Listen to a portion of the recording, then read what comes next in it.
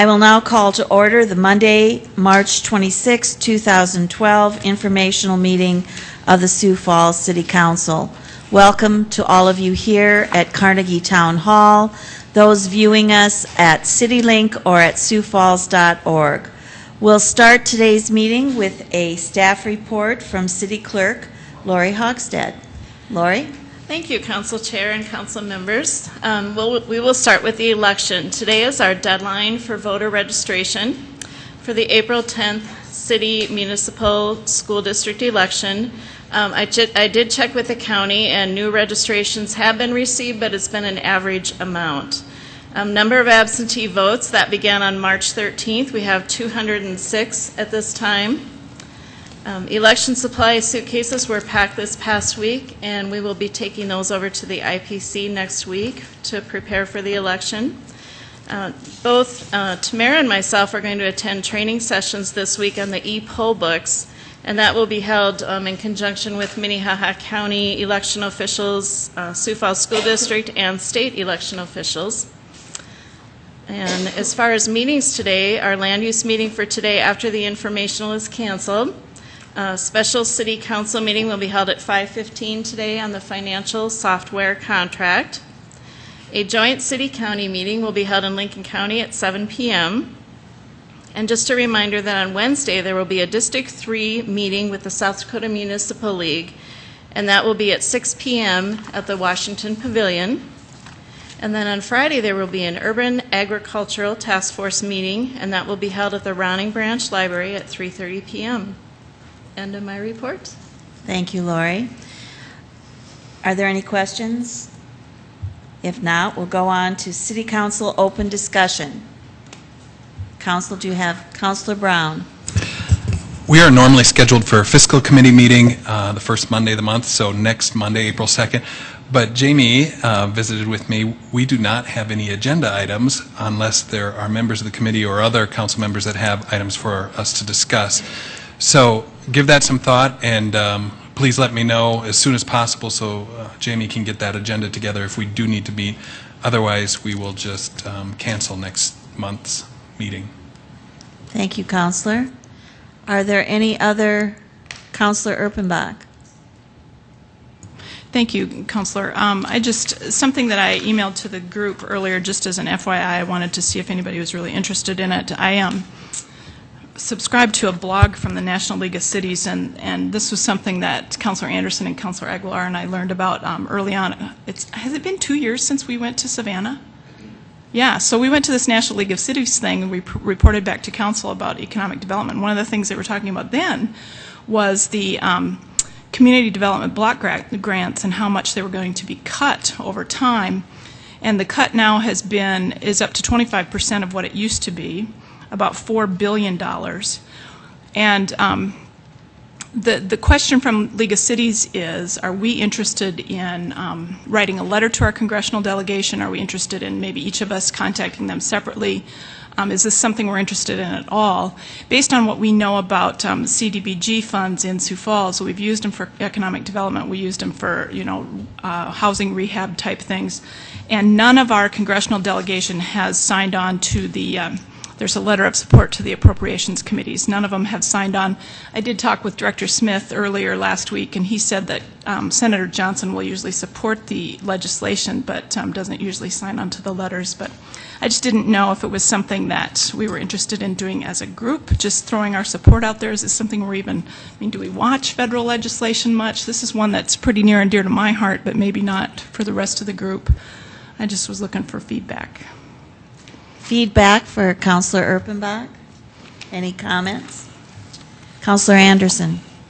Well, I don't think a letter would hurt anything as far as making the federal government and our legislative leaders aware of, our needs, and that, we feel that this is a worthy project to keep funding. Okay. Councilor Brown. I think a letter from the group, if the whole group is supportive of that, especially to our delegation, I think that we should be heard on that. Well, that's what I was thinking, was just our delegation, just to let them know how much Sioux Falls benefits from this. That's the huge piece of it for me, is that, certainly they can keep cutting it for whatever, but we start to feel it, and we have felt it this year in the cuts that have happened. So Did I hear you volunteer to draft it? I was going to say that Director Smith will help me draft it. The two of us will put it together, and we'll have it for signatures either next week or the week after, if it's okay with the group. Does anyone in opposition of a letter being drafted from the council? Councilor Jameson? I just need a little more background. I can't remember all the details that this... It's Community Development Block Grants, which is a federal program, and I may have to ask for help to be more specific about it, but it's one of those grants that we use from the federal government for all kinds of programs, and thank you, Director Smith, if you might just kind of give me specifics on those programs. Sure, you bet. Good afternoon, Darren Smith, Director of Community Development. Community Development Block Grants, or CDBG, these dollars have been around for many decades. At the federal level, dollars that go out to all states. In some cases, they go to cities. And in our case, we are one of those recipients. It's called an entitlement city. So if you are a large enough city, by population, you become an entitlement city. So you get your dollars directly from the federal government, and then the rest of the dollars get allocated to the state, and then the state decides how to spend those basically in the other parts of the state. So for Sioux Falls, the nice thing about the CDBG dollars versus other federal dollars, they are, the restrictions, the regulations, and so forth are the most broad in terms of flexibility of use and so forth. The least amount of restrictions, and the uses are broad. I'll put it that way. So we use these dollars for everything from case management programs that may be tied to rental assistance, Heartland House type case management. A large chunk of our dollars, CDBG dollars, go into our single family rehabilitation program, which is the program with the strongest demand by far the last 2 years. CDBG funds for us, they've been cut. To give you an idea, in 2010, that's where we peaked in recent years. They were at about $915,000 for Sioux Falls alone. They went down to $768,000 in 2011. A little bit of good news is they went back up slightly to $807,000 for 2012 for this fiscal year. But now they're talking about another round of cuts at the federal level, and this, along with many, many other things, are a target, of course. And so their use will have to be justified. But I know cities and states across the country really feel strongly about CDBG funds. They've done a lot of good for a lot of years. Any questions for Director Smith? Councilor Entenmann. Darren, are these grants that you give out, or are they paybacks at a little or no interest? Yeah, no, these are grant dollars that we get from the federal government to use at our discretion locally. And so we do that. We use them at our discretion. In some programs, they will go in, whether it's, let's say, case management, or some other programs we use to support the home builders repair affair annual program, modifying rental units for handicap accessibility, single family rehab. Those dollars go out in the form of a loan. A low interest or no interest loan. So the nice thing about these dollars is when we need to give them out in the form of a grant locally, which is pretty rarely, small amounts, we can do that. But most of the dollars we put out there from the feds are in the form of loans. And so we will get those dollars back each year. And then you just keep lending them back out again. That's right. Yep. We can redistribute them. Yep. Yep. So they work more than just the one time in our case. Oh, absolutely. Yeah. Yeah, that's right. Any other questions for Director Smith? The wishes of the council, then. Are we in agreement that a letter be drafted? Councilor Jameson? Right, write the letter, and then we'll review it then. And did I hear you right, though, that Senator Johnson would not sign a letter? No, Senator Johnson, none of ours have signed it, and generally, and this, I'm just paraphrasing what Darren said to me the other day, that Senator Johnson he hasn't signed the letter, but he usually supports the legislation, is that right? Senator Johnson is very supportive, historically has been, and that's not to imply that the others haven't been or won't be. But Senator Johnson, really has been a champion for these programs in the past, and I'm quite certain he will again. I think sometimes, getting into the letters of support and how those can be used in different ways sometimes gets into the politics of it, and so sometimes they sign letters or sometimes they won't sign a letter, but they're still one of the biggest supporters, if that makes sense. So the way that I'm hearing it is that Counselor Erpenbach and Director Smith will draft a letter, and then if a council member chooses to sign on to it, and you'll have that either at the April 2nd or the April 9th informational. If I might, Madam Chair, one of the things the National League of Cities says is that action is expected within the next 3 weeks on this, so we will try to have it this next week rather than later than that. So. Okay. And do I have consensus for the group then? I'm seeing a lot of nodding heads. Thank so, yes, thank you very much, Okay. Director Smith. And Council Chair, can I ask for 30 seconds of latitude here? Completely different subject. If you haven't driven by the river ramp lately, it is a mess, and it's beautiful because they are just tearing into it. And I would encourage you to just drive by there. I went by there earlier today, and they're going to town on it, starting on the east side, making their way west. And so it's a historic time just seeing it come down, but it's very interesting to see the process. So, Thank you. Any other council open discussion? If not, we'll go on to our presentations. And today we have a presentation on the pension design study, and we have Director O'Toole. City Council, Bill O'Toole, Director of Human Resources. I'm just going to give a quick kind of 30,000-foot overview of what we're going to do today. I know there's some members of the public that may be viewing from home that might not understand where we are today. And then I'll introduce the team from Kavanaugh McDonald that has assisted the Pension Board of Trustees through this process. But just real quickly, back in 2010, middle of 2010, late in 2010, Mayor Huther had asked the pension boards to conduct a review of the pension plan and the pension system. And in response to that, in April of 2011, we issued an RFP for professional consulting services. And in May of 2011, the board selected Kavanaugh McDonald, an actuarial consulting firm, to assist the board with doing two things. The first was to conduct an actuarial audit of the pension system, and secondarily to assist the discussion and analysis on system alternatives and plan design changes to reduce and stabilize the city's contribution rates that have been growing steadily over the past several years. We engaged in that process through the end of 2011. The actuarial audit was completed, and Kavanaugh McDonald performed impact analysis on design changes. And on February 8th, the plan design study report was issued with the board, and through that process, they identified some recommendations that they believe would reduce and stabilize the city contribution rates. As a result of the pension board meeting on February 8th, Kavanaugh McDonald then went back and did additional impact analysis and issued a letter dated February 28th to identify the cost savings tied to those proposals. And on March 2nd, the boards issued a memo to the mayor and city council containing those recommendations. And of course, we then set up this meeting today so that you could receive an executive overview of the work that we've done this far. And I would like to recognize the Employees Retirement System Board of Trustees and the Firefighters Pension Fund Board of Trustees for all their hard work in this process. There's been a lot of work leading up today.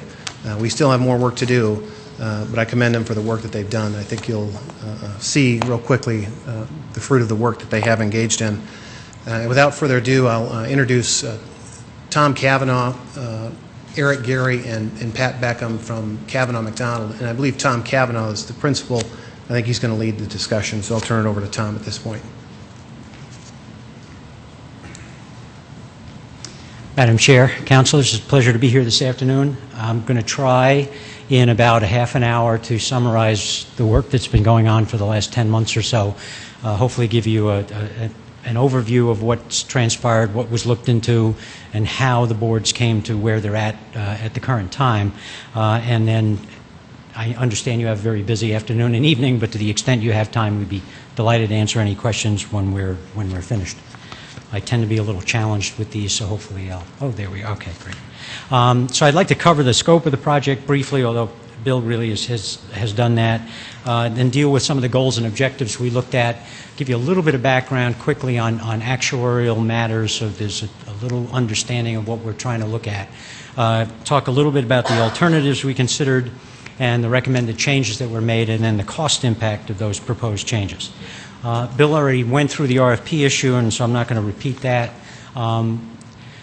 We look at, in looking at a study like this, we really try to step back and start from the very beginning. We're looking at retirement plans, so the issue is what types of retirement plans are available. They basically fall into two categories: defined benefit plans, defined contribution plans. A defined benefit plan, which is the type of plan you have now for all of your employees, is one that, as it says, defines the benefit that someone is going to receive at retirement. So there's some formula, somebody can figure out the kind of benefit they will end up with. Defined contribution plans define the contribution that's being made by employers to the plan, does not define the benefit that comes out. Defined contribution or DC plans generate an account balance, and when someone retires, for however long those dollars last, that's the benefit that they will receive. There are ways to combine these two into hybrid plans, sometimes called cash balance plans, or just pure defined benefit, defined contribution combinations, and that was also looked at. We'll talk about that in just a second. The city also offers retiree health care benefits, which can be a very expensive component of the overall compensation package, so that was included in the study that we did.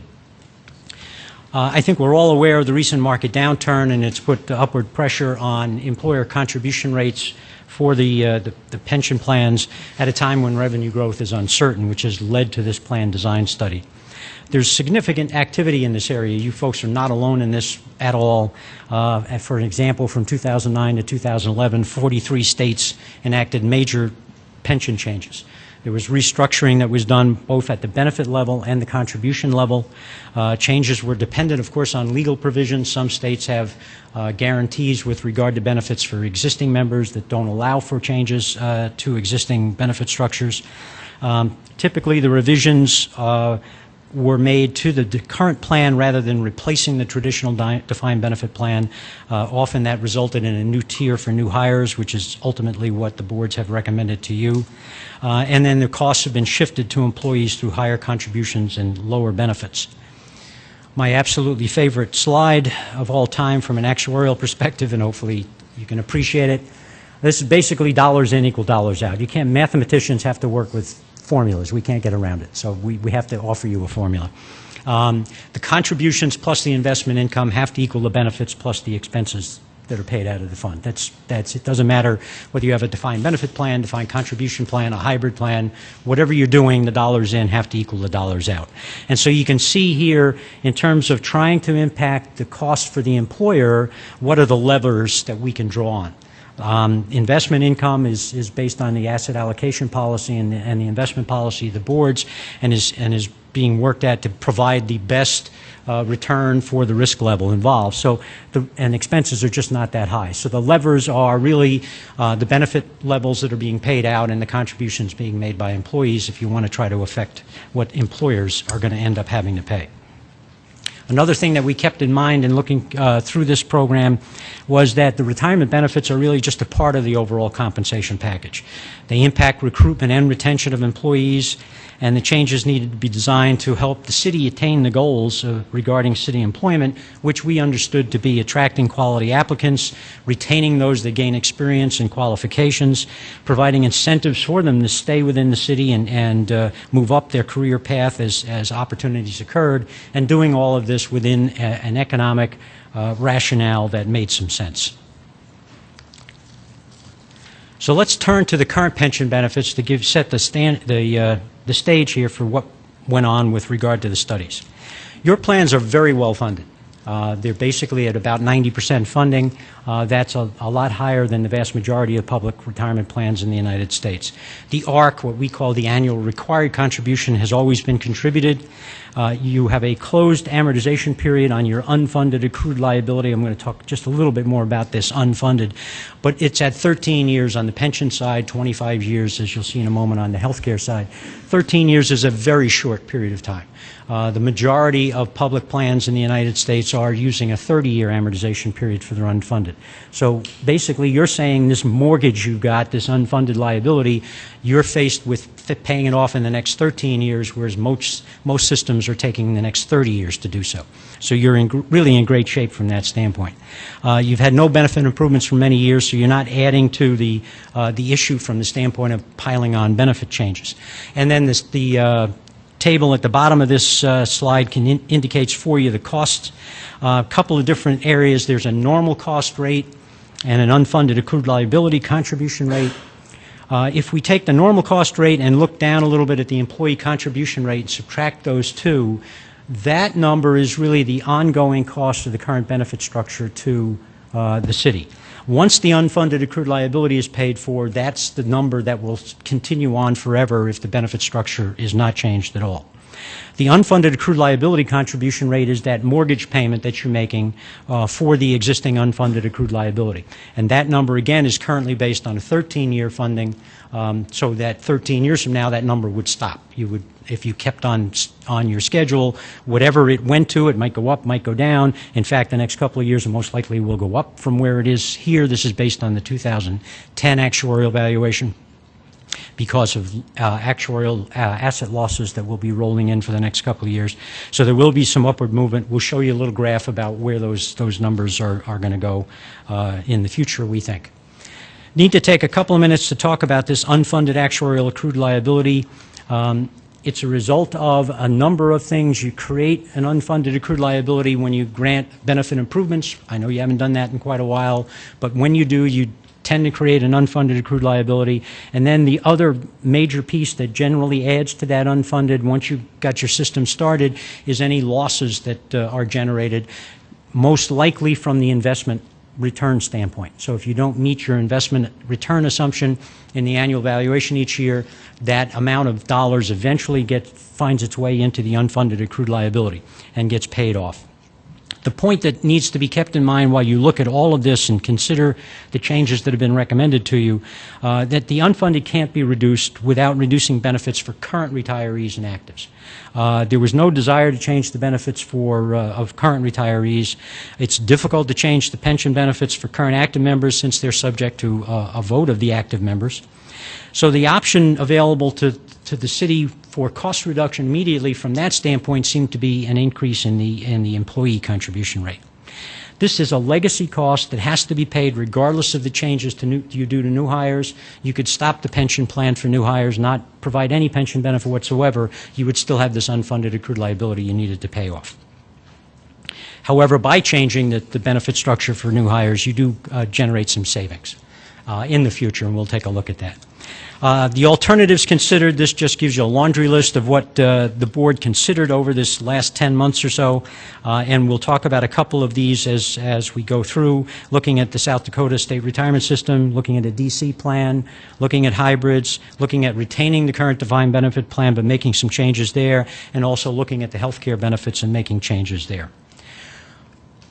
The board's considered moving new hires to the South Dakota Retirement System. Actually did that back in 2010, prior to the start of this study. It would require legislation. Current retirees and actives would continue to earn the benefits in the current city plans. There'd be no change, so that unfunded accrued liability doesn't go away. The new hires would be covered by the South Dakota Retirement System. There would be a cost impact of closing the plan. Eventually, you're going to have a change in your cash flow when the plan is closed and you have no new people coming in that would impact your asset allocation strategy and how you dealt with that. You also have a loss of city control. There's no real influence on the decision driving the costs or the benefits because it would be transferred to the state legislature. Again, the city would have to continue paying for the unfunded liability of the current plans. You would probably need to consider different payment schedules for the unfunded. Right now, it's being paid off as what we call a level percent of payroll, so there's an assumption about the growth in payroll in determining what the contribution rate is as a percentage of the payroll, and we take advantage of the anticipated growth. When you no longer have that growth because you're not getting any new members coming into the plan, you likely would have to shift to a level dollar payment or even a higher percentage of payroll on a declining payroll basis, and that would just increase the incidence of contribution. It doesn't change your unfunded accrued liability and what you pay off, it just shifts how you pay for it, and you might move some dollars up a little bit quicker. Again, at some point that asset allocation will have to change as the benefit payroll flow changed. There's potential variability at the state level on employer contribution, although it's certainly been relatively stable in the past and has a history of being well funded. There's potential variability in benefit levels for new and existing members, as was exhibited recently by the state in changing benefits even for current retirees. We looked at new hires participating in a defined contribution plan. A lot of the same issues that are dealt with on the South Dakota Retirement System shift would be applicable here, in that the city would have to continue paying for the unfunded liability. You'd have to analyze different payment schedules. You'd impact the asset allocation. With a DC plan, you tend to pay more benefits to those who leave in city employment than you do under a defined benefit plan. If you have two programs, DB and DC, and they cost the employer the same, with a DC plan, you have folks taking money out before they get to retirement. When they terminate service, they're eligible to remove their dollars and take them elsewhere. Well, if the cost is exactly the same to the employer and more dollars are leaving early on, there are fewer dollars left later on to pay retirement benefits. So a DB plan provides a higher retirement benefit. A DC plan spreads that wealth accumulation among more employees. There's a question of benefit security. In a defined contribution plan, you've shifted the investment risk as well as the mortality risk to the employee, and there's just a question of whether or not that employee as an individual is able to manage those various risks as well as you can from a pooled basis in the defined benefit plan. Then we looked at new hires in a new tier in the existing DB plan. We create a new tier that would have a lower cost structure than the current plan. The cost savings unfold over time as the current actives are replaced. I got a couple of slides just to give you an impact on that. So we quantify all this by doing some projection studies, some modeling to take a look at that. We developed a model that the board was able to use interactively in looking at what the impact of various changes were to help it hone in on the suggested change that you have before you. You need to keep in mind, as you'll see, most of the significant savings occur later on. When you change only benefits for new hires, you have to wait till the new hires show up before you're going to get a savings from that group. So we have to wait a while before we get to that level. Projections are based on a lot of different assumptions. Any actuary would caution you very strongly not to rely on the specific numbers that come out of a projection, but to look at the trends that are in the projection. The projection will show you the trend of the numbers, but it's not going to tell you specifically what your contribution dollars are going to be in 2025, for example. A lot of assumptions go into this. I'll give you just an example here. This is the general membership count. One of the assumptions that was made in all the modeling was that the number of active members would remain level over the projection period. So over the 30-year period of time, we assume the number of folks were going to stay the same. It's just slightly under 700 active members in the general employee membership group. This just shows you a pattern of how we replace existing members with new members so that by the time you get out to 30 years, you have virtually all new members. So as you can imagine, the savings gets piled on in those later years. So when we talk about the savings dollars in a minute, just please keep in mind they do show up later on. The payroll is even a bigger impact because we assume pay increases over a period of time.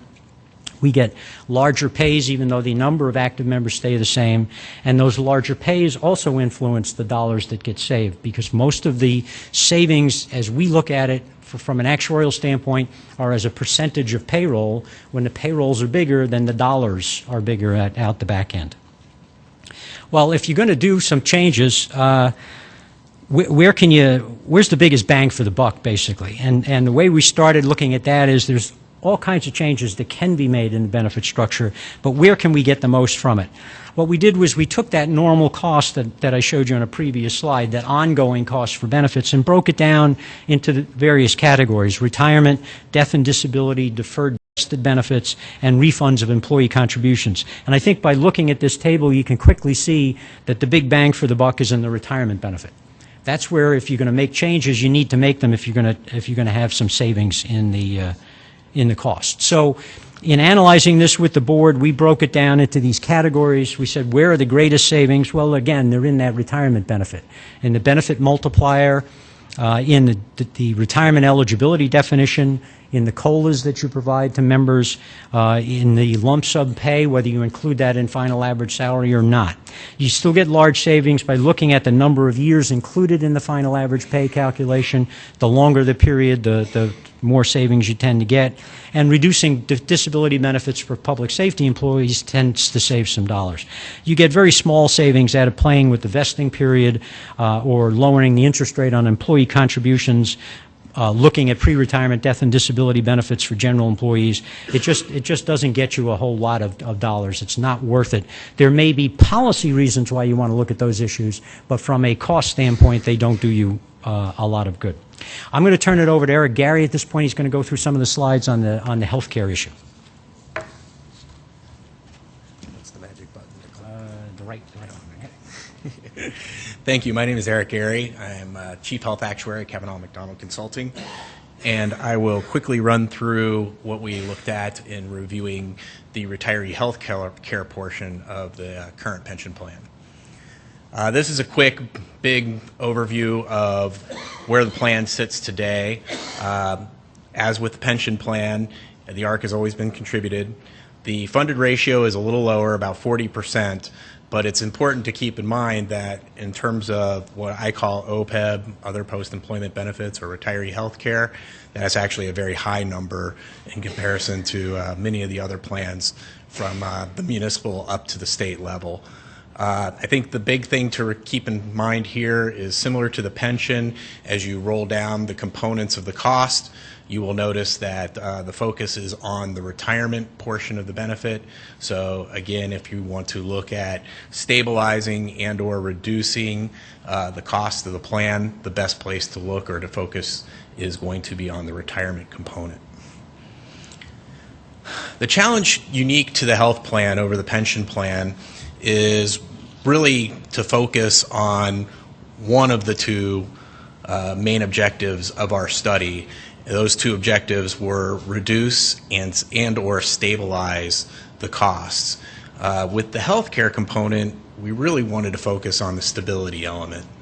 As we probably all know, the predictability of healthcare costs and the rate of increase over the last several years of healthcare costs have been off the charts. Basically, typical healthcare costs have increased anywhere from 10 to 12% over the last 3 to 5 years. That outpaces your investment rate of return, which for the system is currently 7 3/4. So it's very difficult for you to invest and try to outpace those costs. The end result is that every year you go through the valuation process, you're likely to be confronted with yet a higher and higher annual required contribution, or ARC, as the system has experienced over the last 3 to 5 years. So one thing we wanted to do is really take a look and see if there are ways that we can take a look at the benefit and maybe provide a meaningful benefit that isn't directly linked to the healthcare cost of the city employees plan. In doing so, we wanted to take a look at the broad spectrum, or the continuum of designs. And the attempt here is to provide at a 30,000 foot level what is available, or what type of retiree health care benefits are provided out across the country by employers. And typically that spectrum has at the top left corner providing a benefit. That is, I'm going to provide you health care. Currently with the city, that's where they are. They're in that top left corner of, we are going to provide you access to the city health care plan, and then we are also going to provide a certain level of subsidy. The retirees are required to pay a portion of that cost. I think it's approximately 30 to 33% right now of the overall costs. And then the city itself picks up the remainder of the tab. To continue on down to the lower right corner, You can get to the point of where maybe you offer a defined contribution plan, something similar to a 401k, access only, where retirees pay 100% of their costs, all the way down to discontinuing the plan itself. And the nice thing is about this slide is it also provides an additional dimension as to who bears the risk and responsibility along the continuum. So, as with the pension plan, we went through and took a look at all of these various types of potential changes that we could go through. On this slide would be probably more trying to tweak the benefit, but you're still running into the problem of having that unstable or unpredictable level of healthcare inflation that this plan and other healthcare plans across the country are still confronting. Again, you could go through, take a look at some other features similar to the pension plan, increase eligibility requirements, maybe discontinue the benefit altogether, and last but not least, as we reviewed how we were going to change the pension plan itself, any of the impacts of changing pension plan eligibility, what would the resulting impact be on the health care plan? Last, and don't want to focus on it too much, but currently the funding mechanism used by the health care plan is to put funds into a 401h subaccount. That is limited, the funding level of that is limited by the Internal Revenue Code, and as a consequence, if the cost or the funding requirements got to be so great for the retiree health care plan, even if funds were available, you might not actually be able to fund the trust at that level. Last, I think, as we start to get in is we start to take a look at where the current plan is and what the proposed change is for current active employees and what the level of benefit would be. I think the two big things to kind of keep in mind is with the current plan, there is not a service-based element or value to the benefit. So regardless of how many years of service were provided to the city, the benefit is the same. It's currently just basically linked to the age of the underlying retiree. Additionally, there is a spouse benefit paid. So a retiree and his spouse currently get some type of benefit from the plan. Under the new system, that would change. And one of the pros of the system is that it now has a service-based component where those folks who provide more service to the city get a larger benefit, and then also there would no longer be a spouse benefit or benefit paid directly to spouses.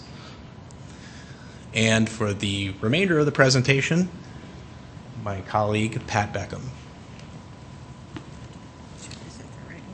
This guy right there.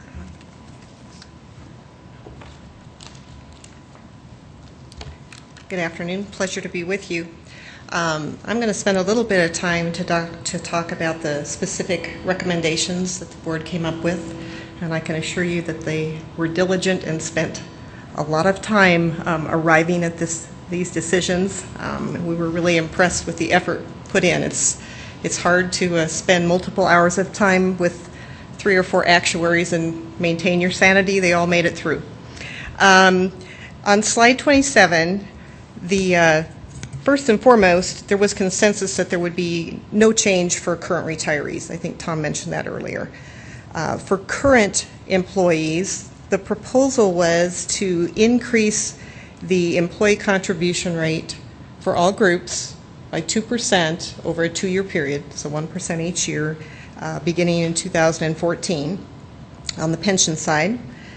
And then on the healthcare side, to actually eliminate access to the city's health plan effective January 1, 2014, and in place of that, provide a stipend for employees to purchase their own health insurance. And the board had some discussion, arrived at the $40 per month per year of service that would be payable until the employee reached Medicare eligibility age, which is currently 65. And then to recognize that there is an increase in costs, the board added an inflationary adjustment CPI, but not to exceed 3%, again, to contain costs, so that $40 would increase 3% each year. As Eric mentioned, this benefit would only be payable to the employee who retires and not to the spouse. There was an exception for that. If there was a death while they were actively employed, then the surviving spouse would have coverage. And if you go down this route, there will be some decisions to make regarding the taxation of this benefit, whether it'll be taxable to the employee or not. Those decisions are going to impact things like the administrative effort and the funding on that. On the next slide, we can talk about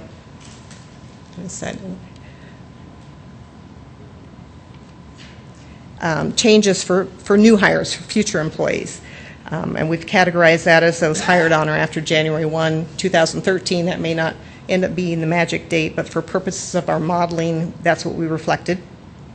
The same increase in the employee contribution rate for current employees obviously held over for new hires.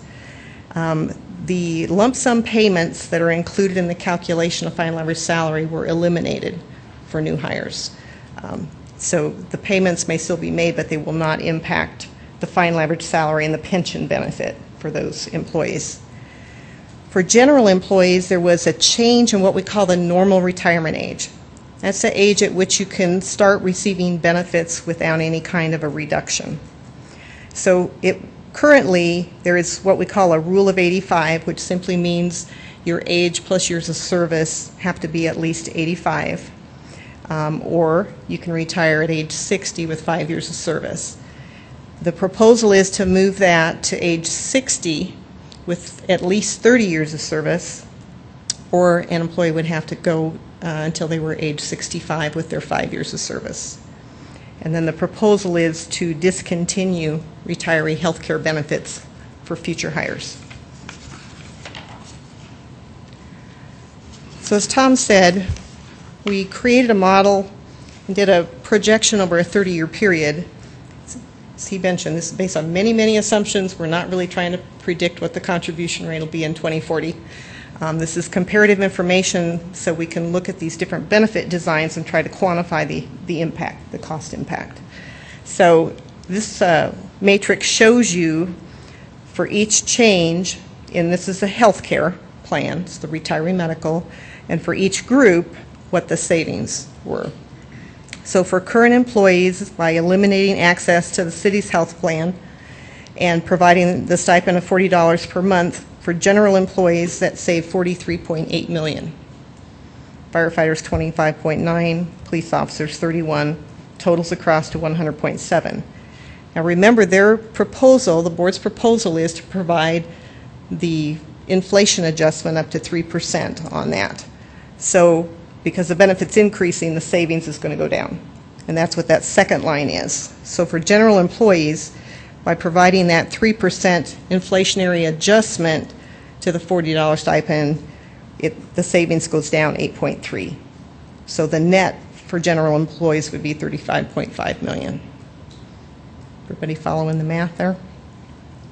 For future employees, eliminating the retiree health care benefits, again, just for example, for general employees, saves about $51 million. So we go far right, bottom corner, total savings from health care changes, almost $183 million. Okay. The next page shows pension savings, same layout. Looking at the savings from current employees, about $24 million. And then the savings for future employees with all the changes that we outlined earlier being recognized, in aggregate that saves about $129 million over the 30-year projection period.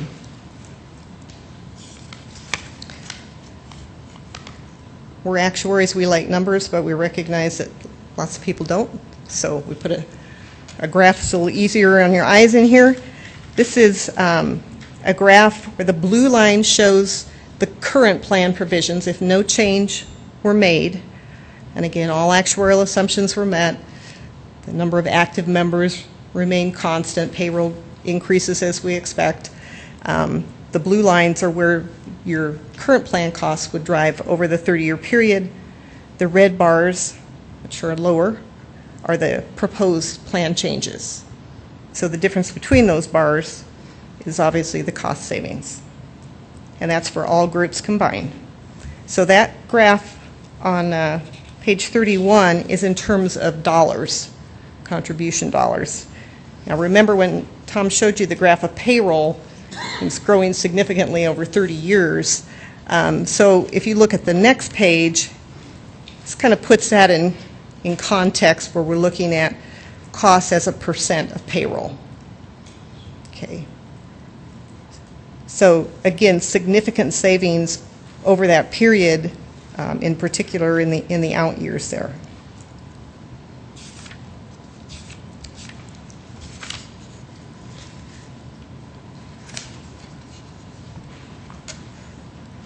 So just to combine everything, the health care and the pension, and looking at it, again, the different groups, current retirees, current employees, future employees, you can see what the numbers shake out to there.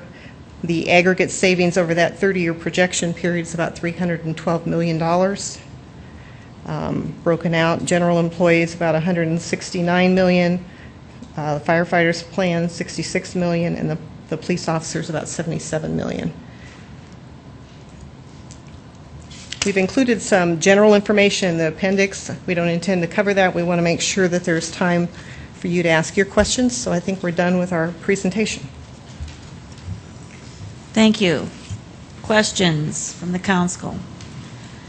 Councilor Karski. I guess my question does come out of the assumptions back in the appendix. Sorry, I was digging into that. On page 36, you put that estimates are based on an open group projection, assuming active member count remains the same, no increase or decreases in the number of employees.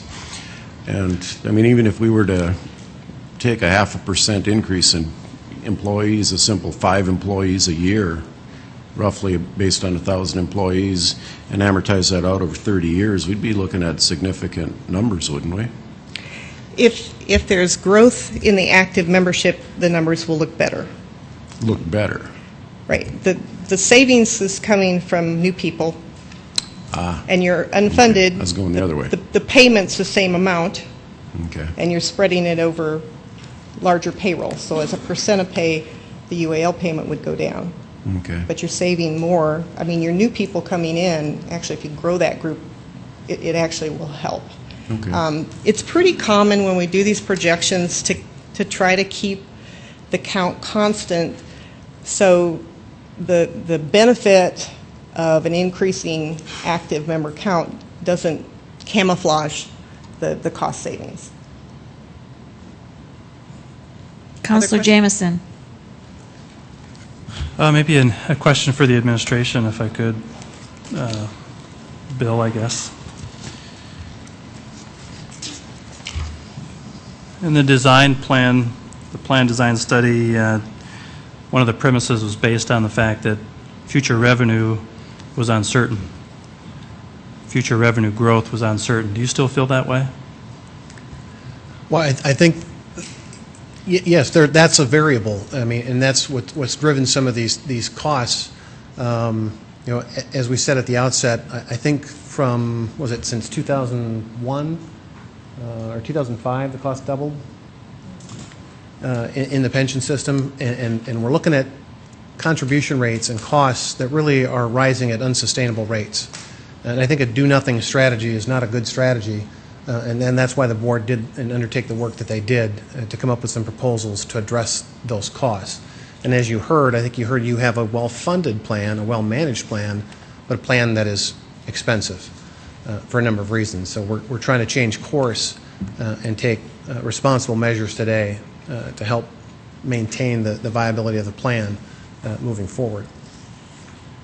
Well, if I could, I guess the whole idea here is to take corrective measures, but not to such an extent that we inhibit our ability to hire quality people, right? Correct. And your feeling, obviously, this proposal does that. You're comfortable with all these recommendations and... I am comfortable, and I think if you, and I don't remember what slide it was, where the compensation and benefit objectives were listed out, the fourth objective was to achieve that in reasonable economic parameters. And that's what we're trying to do here is balance our ability to attract and retain city employees, but to do it in an economically feasible manner. So we're trying to find that balance between making reasonable adjustments today to preserve that benefit. Because at the end of the day, with these proposals, we still have a defined benefit pension plan. Yes, for the future, it's a little less than it is today, but that they're reasonable changes, and they're changes that we do believe that will still allow us to meet our objectives. Yes.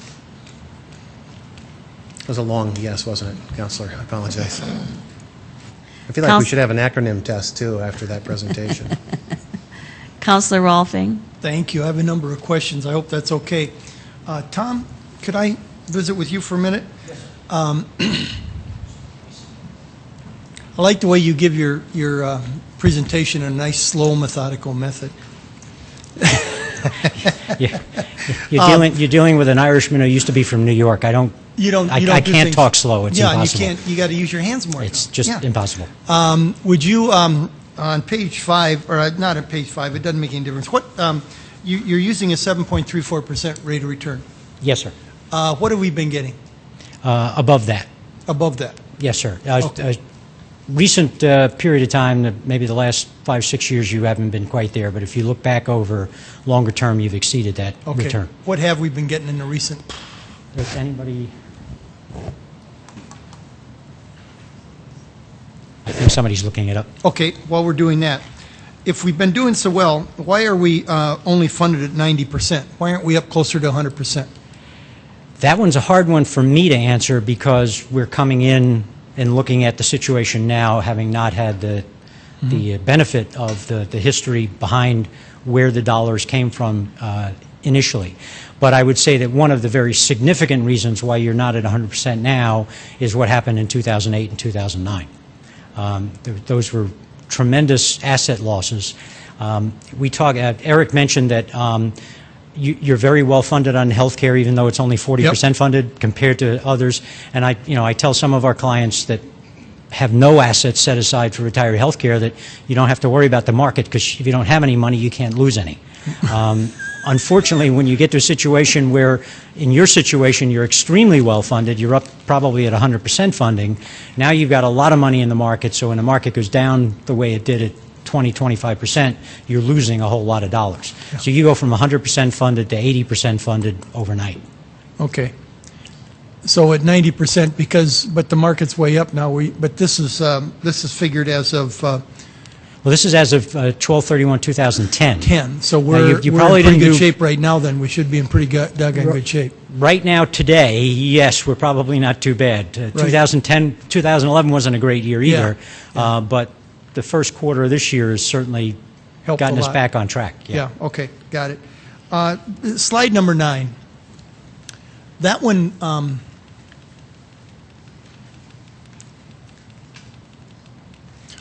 That one kind of went by me a little bit. Okay. Could you do a little closer explanation of especially the chart part of it? Normal cost, 11, 19, and 21%, and then the unfunded actuarial costs or contribution rate, ARC rate, et cetera. Could you just do a little slower on that one? Let me try, see if I can. When we do actuarial valuations every year, we look at the liabilities of the fund, and we look at the assets that are set aside to cover those liabilities. The assets aren't enough to cover all the liabilities, and generally never are. Even if you're 100% funded, you still have a liability for these future benefits we're expecting are going to get earned. So we do a valuation, and we basically say, in the context of what you're doing, we use an actuarial cost method. It's just a budgeting item, and it says, here's how we're going to budget for that difference, that the liability is higher than the assets.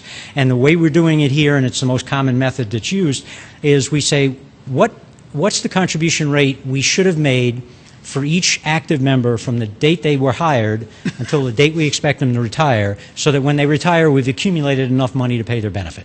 That's the normal cost. Okay? Okay? Then we look at the value of the normal cost, and we look at the value of the future member contributions, because the members make some contributions, so that comes off that normal cost. And the difference is what the employer has to contribute from a normal cost standpoint. Again, we did that analysis, and we look at the value of those future normal cost dollars we're expecting to. So that's where in the first one, the 12.86 is what we should be contributing? The 1286 is the total rate, right. But that includes the unfunded piece. Right. Okay? So we've got this normal piece that we need to get in, and we look at the present value, the value of those future dollars that we're expecting to get in. They have a value for us. So now we got that, we add that to the assets, and we compare that again to the projected liabilities. And what we're short on is what we call the unfunded accrued liability. And that gets financed over a period of time. For you, it's current, as of 2010, was 13 years. 13 years, which Right. you say is a good thing, A very good thing. because it's only 13 years instead of 30 or 40 Exactly. or 25. We're infinite. Okay.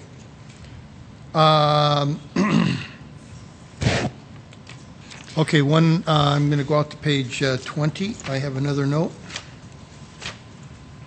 Yeah, the 40% funded on the health care. No matter what you say, that's a good thing. It doesn't sound like a good thing. Please explain why that is a good thing. Well, A, it's a relatively good thing. That's what I thought. I mean, actuaries we're extraordinarily conservative individuals. I'd rather everything was at 100%. That's where I'm at. That's the druthers. Yeah. You're not there, but comparatively, you're not nearly in the shape that a lot of other folks are with retiree health care. You've been financing your retiree health care benefits for a very long time. You've been putting dollars aside.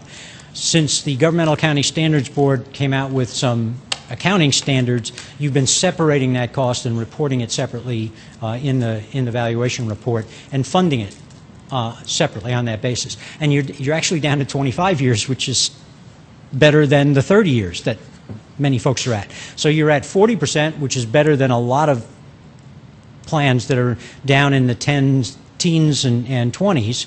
And you're even financing that over a shorter period of time than they are, because they're generally at 30 years when they're trying to finance that, if in fact they're even financing it. There are still a lot of retiree health care plans in the public sector that are not being financed. Okay, but literally what that means is we got 60% that we're on the hook for the people that we've got on the payrolls right now, that we're responsible for paying their health care costs somewhere in the future that we don't have money for, or we do have money for, or otherwise we're going to have to take it out of reserves to pay for it. Well, it's going to come in the future. Yeah. Again, these unfundeds, they get talked about too much in the popular media today as a cost item that you have to write a check for right now. Right. We don't have to write it now, but we got to plan for it. You have to plan for it. Exactly. And then I would ask maybe Bill, after he's done, how we're going to do that. Because I have, if it's okay with the chair, that I have 2 more questions. Okay, did you want to answer his first question? I think that. And then maybe Counselor, we could go to Counselor Erpenbach, and then we can go back if there's That'd be no fine.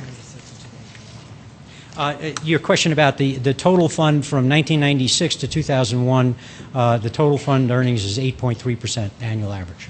Okay. I'm sorry? Just looking at recently, so 2001 to 6 and 6 to 11.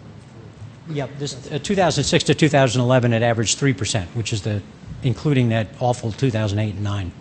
To 2010? 6 to 11. 3%. 3%. So that 5-year period of time That was 3%. killed us. They're not killed us, but yeah, it didn't help. It did not help at all. Okay. Counselor Erpenbach. Thank you. Tom, you alluded to this, but would you take us just a step farther and a little bit more simply? When we hear about public pension plans, we very often see screaming employees in the national news. Can you talk to us about what this means to us now? Are we doing this study now because we're in trouble, or are we doing it for other reasons? The charge that we understood was that there was a concern about the stability and the level of the employer contribution rate, and that the study was being done to see what, if any, changes could be made that would A, stabilize the rate, and B, perhaps reduce that rate. So that was the thrust of the study. We are not public finance experts, so I can't comment about whether the current cost and where it's projected to go is more than the city can afford to pay, and therefore it has to come down. I think that's probably better for Bill to respond to. But that was the charge, was the direction of these contributions is just not acceptable. And certainly if you look at the pattern in the last 5-6 years, they've been going up every year. And they're going to continue to go up over the next couple of years, absent some significant gains in the markets, which certainly in 2011 we didn't see. So that pattern generates some concern at the same time that the economy has slowed down, creating concern over where the revenues are going to come in for the city. And it's certainly a good time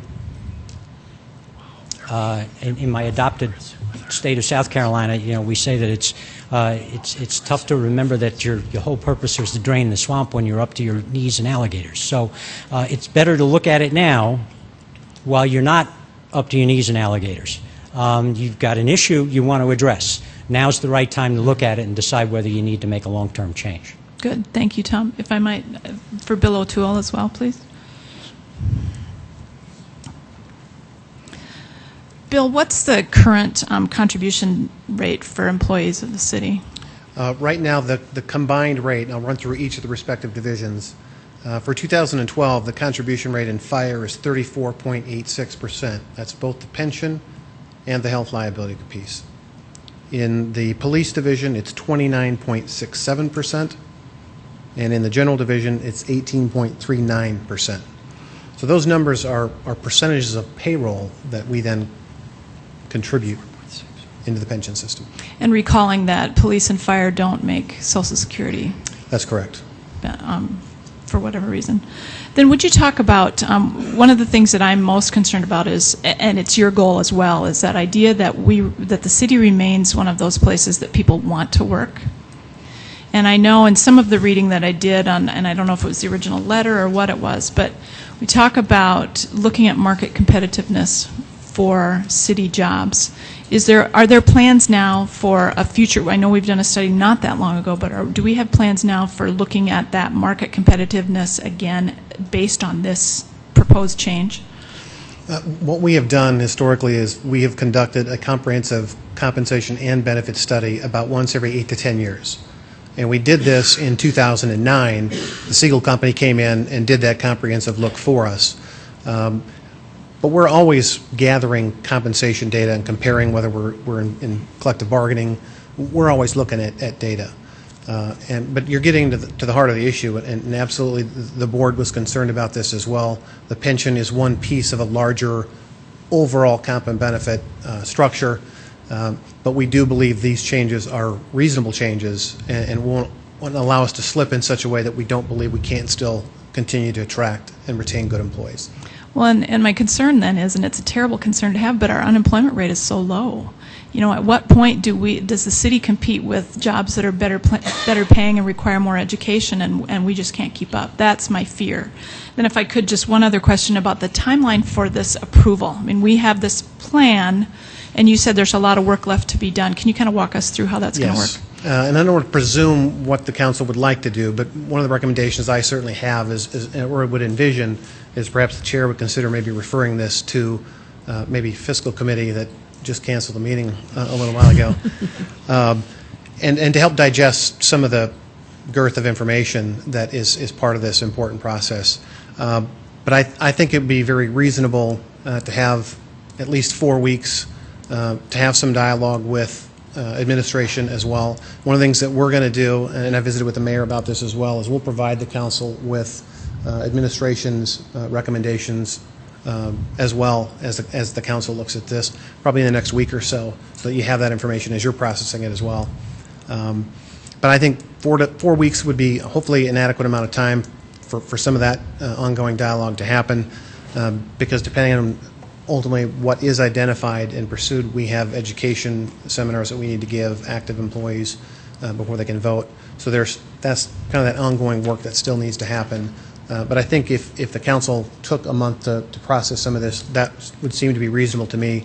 And if we then had a plan of action, we could still chart this out and still be consistent with our timeframes that we've identified in our project plans. Great, thank you. We have about 5 more minutes for questions, and so Councilor Rolfing, if I could let others go prior to, if they have any. And Councilor Brown.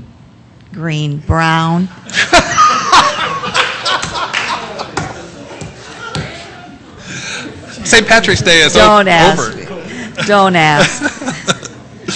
I actually have a question for Mr. Kavanaugh, please, if I may. These are not number questions, they're philosophical questions, so I'm hoping that you can help on that.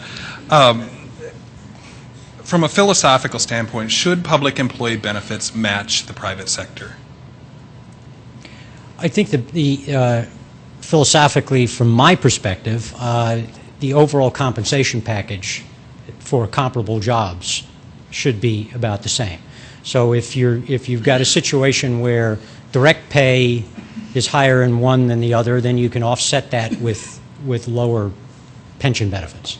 And do you have any sense, based on your studies, of how our public pension system package compares to the private sector in Sioux Falls? No, I don't. Is that important for us to consider? It's something that you certainly should look at, I think, before you finalize any results. But it's not. It was not part of the charge that we were asked to do, to make what's the word I'm looking for? A benchmark. Thank you. A benchmarking. But I do understand from staff that they do that periodically and did one a few years ago. So I don't think things would have changed all that dramatically over the last 2 or 3 years.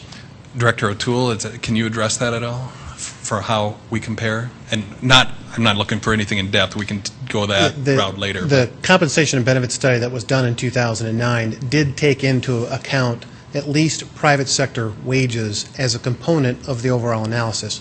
So in other words, if we looked at an accountant, for example, we had public sector data and we had private sector benchmark data that we used to do that analysis. But not considering the benefits package. The benefits was not as a huge segment of that study, that'd be fair to say. Thank you. Councilor Anderson.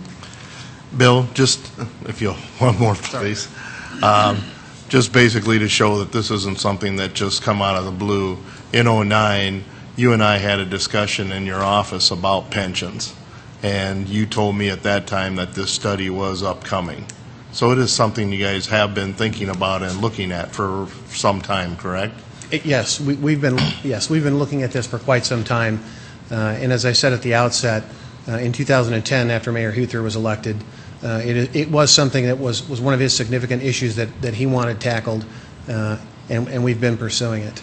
And it, as you can tell, it's not an easy process or an easy subject. There's a lot of complex information behind it.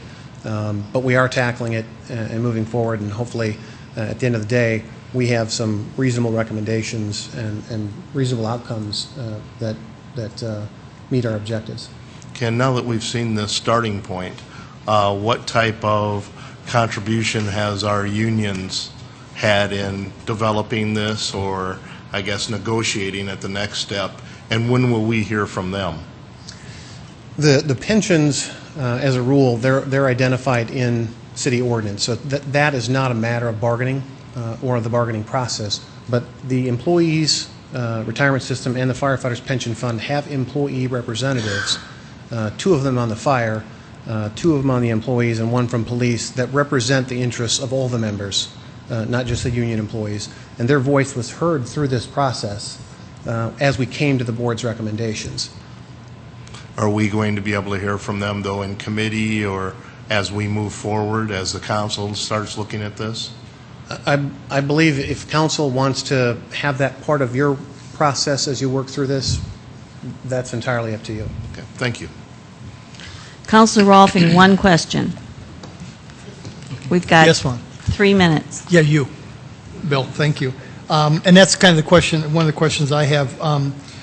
I see on page 30 here, or slide 30, it says increase in any changes in the pension plan has an increase in normal retirement age from age 60 and 30 years of service, age 65 and 5 years of service, but nothing for police and fire.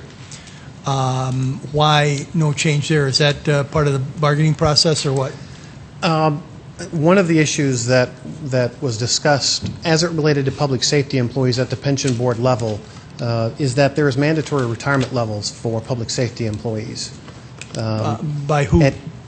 It's within the ordinance, and it's a recognized issue. I mean, I'm trying to be delicate with this. I don't think you want somebody 65 trying to chase down a bad guy unless you're really in good shape. But the idea is that as you get older, that you physically can't perform those duties. Right. So those mandatory retirement issues have been deemed to be non-discriminatory. Right. Our plan's not unlike other plans. Okay.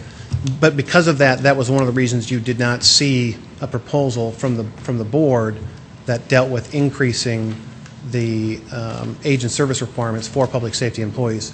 Now, my opinion is that there could potentially be some room for ongoing discussions about that. Good. As we move forward as well. Because us older guys are really good. Thank you.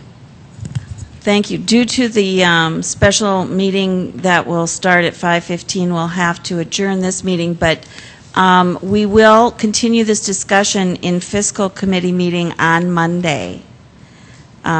So if you could be here on Monday for additional questions that we may have, and I understand that some of the information that was discussed that we would need to work about it in committee, you won't have by probably next Monday, or do you think that you will?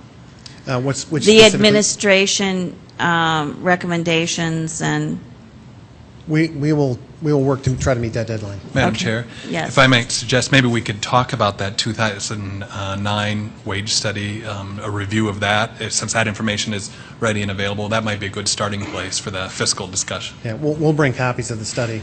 We'll make that available. But so then we will have a fiscal committee meeting next Monday then, and we'll start the discussion.